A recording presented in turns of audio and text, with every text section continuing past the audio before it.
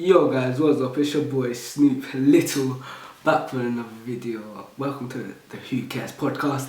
If you guys are new to this channel, obviously as I just said, my name is Snoop Little. We're going to be posting content, podcasts every week, so make sure you guys stay tuned to that. We're going to be just diving in more to the business side on this podcast because that's what I'm known to, and that's just something I feel like everyone should really just know and talk about. So I'm going to put the old iPhone here for all my video users. But yeah, as you guys can tell from the title, we're going to be talking about the top 5 ways to make money as a teenager. Often when I'm online trying to find ways to make money, I'll always look, and it always be ways that people haven't tried. So they'll tell you to do this, they'll tell you to do that, but more times so they haven't tried it enough. They haven't tried it at all, if so, to tell you whether it works or not. And that's just like, how can you give advice to young people and just not have tested it? They will say, okay, do this, do that, without testing it. All of this advice that I'm going to be giving my young audience or my old audience, depending, it really doesn't matter how old you are, to be honest, but this is just for like really just the young-minded viewers and the young-minded adults of today's society, because this is how I was making money. So everything that I'm saying, I'm speaking what I preach, I'm preaching what I do, because this is what I've done to make money over the period from about 4 years, from the time I was about 12 to age 16 now. So yeah, I'm going to be covering it from, probably easiest to easiest to hardest. So at number 5 we have mobile car washing. The thing about mobile car washing, which makes it so successful, is that you go to people's houses, you knock on their door, say, okay, cool, hello, my name is so and so. I've been running mobile car washing business, Buck and Swanch, for the past couple of weeks. You don't have to be truthful, but don't lie to an extent to say so and so. You can exaggerate a little bit, but don't exaggerate too much. So say, hello, my name is, I'm going to use my name for example, hello, my name is Carol, I've been running a mobile car washing business, I've been going door to door, asking people if they want to get their car washed, would you be interested in my service? To start off with, you don't need that much product. The pros and cons on this is easy to start up. It's very simple, as long as you know how to basically wash things, you'll be set. Low startup cost, you need about, how much? I started with £80, but that's because I used good quality equipment. You can start with a bucket, sponge and some soap. As long as you use car shampoo, then that's what that matters. Don't use no dish soap. You got to give your customer premium quality. You got to give them the best of your best, because if you charging high prices and not giving them your best service, then why would they come back to you? It's not saturated, because it's mobile. You're traveling rather than them having to go to a car wash. High profit margin, depending on how hard you work, depending on how fast you are, you can make a lot of money. I was making anywhere between £20 to £60-70 a day, and that was only with about 2 to 4 hours of work. So believe me when I say there's high profit margins if you know what you're doing and if you know how to approach it. You build a client list, so over time you have these constant customers keep coming back to you over and over again, so you don't have to keep knocking on doors. You automatically have customers. Low risks, unless you don't know what you're doing. It's low risk if you know how to wash your car. You need to know how to rinse it properly so that you don't scratch it if there's any like little stones on the car or anything from how dirty it is. You got to be careful of that, so when you're going over it with a sponge or wash mitt, you don't want to scratch it over. Cons, it's often seasonal, so it's not really a winter thing, it's more of a summertime thing, but you can do it in the winter if you want to, as long as you got the right equipment and you got the willpower to do it, then you can really do anything. Time consuming, it does take some time when you get started, as I said, but that's with everything. You can't expect everything to happen overnight, because all of these gurus online, they're just chatting shit. I'm gonna be honest, they're chatting shit, because you can't make money just like that overnight. It's possible, but the way they make it to corrupt the young people's minds as, oh yeah, you can start today with no experience. These people have had years and years and years of experience, but the first thing they will say is, I made this overnight. They made that overnight because they managed to train and work hard for the other couple of years. So my personal preference and my personal advice is don't follow any of the gurus that are telling you make money overnight. You don't have to listen to my advice, but I'm saying don't waste your time with them gurus. You have to take time and dedication in anything you do for it to work. This next con, no insurance. So as I said, if you damage a person's car, there's no insurance that you can pay it back unless you go through the whole long process of actually starting up a company, but then that's just more money. So just be careful, as I said. And cons, it's hard to scale, but it's not at the same time because it's mobile. There's nothing much you can do to really scale. I am living in the UK, so the only real place we have to advertise is like, you can give out leaflets and stuff, but it's not like, it doesn't work like that anymore. You can post it on Facebook Marketplace or something like that, but that's about it. So that wraps up number 5, which is mobile car washing. As I said, make sure you guys go out, try that. Number 4, selling on marketplace. If you guys don't know what marketplaces, I'm talking about specifically Facebook Marketplace for UK viewers, because with the UK you can go on Gumtree or Shpock or something like that, but I feel like the best marketplace, and I'm pretty sure you can ask anyone else who sells and buys off marketplaces, that Facebook Marketplace is the best marketplace in the UK. So just look at that. But what I'm saying is, the selling marketplace, all the useless stuff you don't have. Let's say I got a phone, got another phone, let's try to pull some things like AirPods, what's it called, controller, what else? And you got an AirPods box for the AirPods. So anything you don't really need, like old clothes, old electronic shoes, stuff like that, as long as it's in good enough quality that if you were the customer and you would want to buy it, then you can sell it. If it's just like an old hat, like I'd say I wouldn't sell this. It's like an old like beat up hat.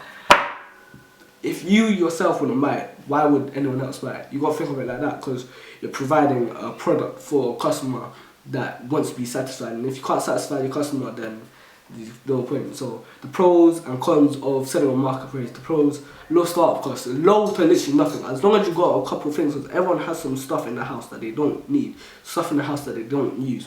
So as long as you can make about £5 to £10, £20 off it, then you can just use that money to reinvest into the marketplace.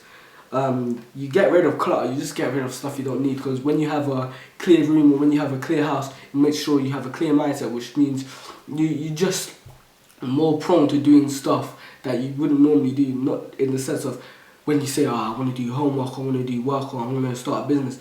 When you got a clear house, it means you have a clear mindset. When you have a clear mindset, you're more focused. So that's a huge plus side to selling marketing. You get rid of clutter. High profit margins. I can't stress enough how high these profit margins are. Depending on what you have and depending on how you list your product is depending on how much money you can get, and depending on your customer service and stuff like that. There's a lot of variables that you have to take into consideration when selling on marketplace. It's easy to start. It's so easy. All you literally have to do, take a few good quality pictures of your product, give it a good description, list it, wait for Facebook to do its thing. Soon enough people will start messaging you about it and stuff. Low risk. This works both 50-50, because as I said, I'm a UK citizen, so I'm going to give it to you both good and bad. When you're going to meet people, make sure you're careful. Only meet at, I'd say, police stations, local places like, let's say, outside Tesco's or McDonald's, just somewhere crowded, so that if anything happens, there's eyewitnesses and there's security. So don't really meet anyone after about 8 o'clock or when it gets dark, because that's when the problem starts to arise, and that's when it's just struggle and it's just long for everyone else. So don't do after, just when it gets dark, don't meet anyone else. Save it for the next day. It's not all about making money, it's also about your safety. What else? And now the cons, hard to scale. As I said, sorry about that notification. As I said, it's hard to scale because in the UK, it might just be me. Hopefully, if there's any viewers watching that and they understand selling on marketplace a little bit more than me, you guys can comment or whatever. But with my experience of selling, the only place that I really sell is Facebook Marketplace, because with Gumtree and with Shpock, it just takes a little bit longer, and the people on there ain't that serious. So you can't really do anything apart from promoting social medias and stuff. But even that's going to decrease your profit margin. So that's what I mean when I say it's hard to scale. Hard to buy and sell. What I mean by this, is when you're looking through products, you're browsing, you don't know really. With inexperienced people, they'll be like, I don't know what to buy. You got to be in the game for a little bit of time to understand. But even when you do buy a product, sometimes the market will fluctuate and it will decrease. So depending on what product you get and if its value will go up or down is depending on how easy it will be. But some days will be harder than others, so it's not always going to be, okay, I buy it, sell it the same day, or buy it and sell it next week. Like it will depending on how much things you got and what the product is depending on how hard it's going to be to sell. Getting saturated. What I mean by getting saturated is that so many people are selling on marketplace, especially Facebook, that the price of iPhone, let's say an iPhone X, you could probably pick up an iPhone X for £100 or 120. So with the profit margins are very low. So they're just not low in the sense, but how do I put it? The buying and reselling value is lower than you would expect. Because if you go in the store and try to buy one, it'll be about £100. No, not £100. It'll be anywhere from £300 to £400 if you go buy it second hand. But if you buy it in the marketplace, you're looking at anywhere from £100 to maybe £180 for an iPhone X. So yeah, it's getting saturated. So you gotta get your slice of the pie when you can. Only Facebook in the UK. This is what I was saying before. On the marketplace, you can only really sell on Facebook. So anywhere else, I wouldn't recommend. Traveling, sometimes you have to travel long distances to get a product. I've travelled out about an hour and a half maximum, probably 2 hours to get a product. So that's con too. So it's a bit time consuming too. Number 3, we become a freelancer. You guys have had this multiple times, Fiverr, Upwork, stuff like that. You have to have a skill to be able to freelance. As I said, you're going to be offering a service, so you have to make sure that that service is to the best of your ability. So me going on there with no skills or not knowing how to, let's say, Photoshop and advertising 5-star Photoshop, man, you got to understand that it's not good. It's not good because you wouldn't want to be given this false hope of, yeah, I'm going to get this 5-star Photoshopping, so on and so on. So yeah, the pros and cons of freelancing: easy to start, simple as long as you've got skill. Work on your skill. So the skill that you have, when you get work and when you get gigs, it will help you make it better and so on and so on. Keep all profits. When you're freelancing, you just keep all your profits. But this is the same with everything else. You keep maximum profits instead of working for someone. Build a client list. As I said, I explained that in the first one. You just assume if I'm a YouTuber looking for thumbnails, and I know that when I go to my freelancer, he's good, I'll keep coming back and back. So if you're good at what you do, you build a good client list. You're more passionate because it's your skill and because it's something that you want to do and something that you like to do, you're going to be more passionate about said skill. So you're going to wake up and be like, okay, yeah, I want to do this. Yeah, so on and so on. The cons: fight for profit.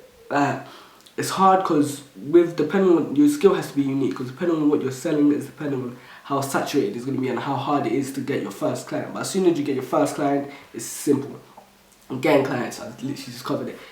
It's hard, so you got to make sure your description stands out. It's not too big, it's not too small, it's right. And as I said, as soon as you get your first client, simple, it's so easy, it skyrockets from that. I'm telling you this now. Not reliable. If you want to quit your 9-to-5 job, it could be reliable in the long term, but I wouldn't say as soon as you make your first customer, you quit. Low profit at start. You're not going to be getting that many customers to begin with, and that is the honest truth. If anyone says, oh yeah, I'm going to make £100 a day, no, you're not making that a day. You're going to be having to find different ways to describe what you're selling and stuff like that, so that the algorithm picks up your gig so that you get customers. But you're not going to be making £100 to begin with, but you can if you dedicate yourself and you're hard working and so on and so on. You need experience, as I said. You can't go in there with no experience. You've got to have a skill that you've been working on for at least 6 months to a year, so that you know, okay, I'm good at this, I'm not good at that. Number 2, affiliate marketing is, if you guys don't know about affiliate marketing, is when you sell a brand's product and you take a piece of the pie, take a percentage of whatever you sell. So whether you're selling, let's say LED strip lights, you're selling them for £50, you get 20% commission. You're getting £10 every time they sell an LED light, or every time you sell an LED light with your link. That's how YouTubers make their money, some of the money with branding. That's sort of affiliate marketing, if I'm not mistaken. Need no startup costs. That's the pros. You work with brands, so then you build your following and you build your name. Easy to start. Need little to no experience, basically. No customer service. You're not dealing with anything. All you're dealing with is a link. If you put a link in your bio, your YouTube channel, whatever social media platform you're on, or whatever you're putting it, and everything was the rest itself. As I say, the cons of affiliate marketing, you need a following. You can't do it without a following, to be honest, because you're selling to your audience, you're selling to your fan base, to whoever they are. That is who you're selling to. So you can't expect to make money if you only have 100 followers or something like that. I'm not saying it's impossible, but I'm not saying you're going to make a lot of money from it. I wouldn't say it's lots of competition, but there's a medium-sized competition in it. So you got to learn how to deal with the right brands to market the right products. Because if everyone's selling LED lights, why are they going to click on your link instead of just buying online? You got to be a good product that people want to buy. You get me? No customer base means like no money. You get me? So you got to have a customer base. You got to have that fan base to make money. Profit margins vary, so it can go up, it can go down depending on what product you're selling, depending on how much commission you're getting, depending on how much units of that product you sell. And that sums up affiliate marketing. Number 1 you guys have all been waiting for: starting a YouTube channel.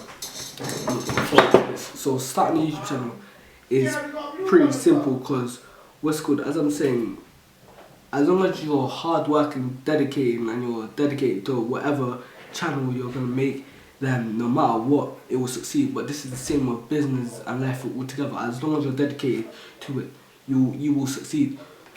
People often think that starting a YouTube channel is so easy, but it's not. Because I used to think the same, and I'm like, oh yeah, YouTube's making money from doing nothing. But you got to think of the ideas, you got to edit, you got to know how to Photoshop for the thumbnail, you got to learn how to do a lot of things. A lot of things aren't taken into consideration when starting a YouTube channel.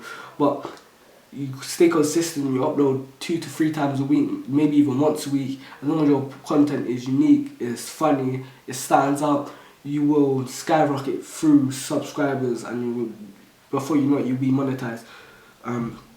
Pros of YouTubing: you just get to express yourself, you get to do stuff that you want to do. It's like freelancing, but it's not at the same time. So you get to showcase your skills, and you get to just do your skills, if that makes sense. There's a lot of money involved if you're a good YouTuber like Mr. Beast, Ryan Toys Reviews, PewDiePie. If you keep getting sponsorships and stuff like that, your ad revenue, everything will slowly add up, your merch. And yeah, cons, there's only cons is it's kind of time consuming. People might not always watch your videos, but there's no real cons to actual YouTubing, because I wouldn't say it's that saturated, because right now social media, they need new YouTube stars and stuff like that. So as long as your content is unique, it stands out, then I don't see a problem why you can't start your YouTube channel. So that sums up this podcast for today. I hope you guys enjoyed it. I hope you guys got some knowledge from it, to my audio listeners or even my YouTube listeners. I hope you guys got some knowledge from that. If you guys did, please consider subscribing, please consider liking this video. It really helps out with my channel, and it just makes me want to post better and stronger content with more information for you guys. But as I said, this is going to be more like talk about business stuff to help you guys pursue your career in whatever business you guys are starting, or even if you guys don't want to start a business, just how to make some money, how to have the right mindset in life so that you will succeed instead of feeling always down or however you feel. But as I said, this sums up this podcast. Hope you guys enjoyed. If you do, please consider subscribing. This is your boy Snoop Little signing off again on the Who Cares podcast. I'll see you guys at the next one.